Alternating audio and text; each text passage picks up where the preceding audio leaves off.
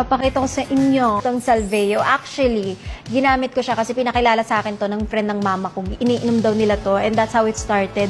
As soon as nung nakalabas ako ng ospital, ito na agad yung ininom ko. So yung vlog ko about the hospital, hindi talaga ako okay. Kaya medyo ngayon, I'm feeling much better and I'm recovering really well. And isa talaga sa nakatulong sa akin is the Salveo. And yun, gagamit ka lang ng isang kutsarita, tapos imimix mo lang siya sa water. So iniinom ko yung SBG once a day. At grabe, doon ko nakita na parang mas nag-improve yung health ko.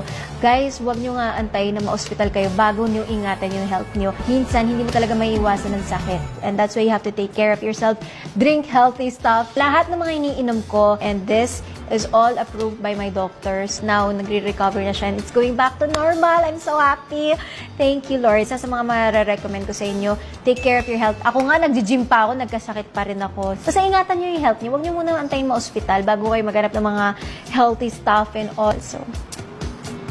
So this is 100% natural and organic and isa sa mga gusto ko sa kanya is nakaka-boost siya ng immune system ko kasi medyo sakitin talaga ako. Ever since nung bata ako guys, talagang ganun na ako.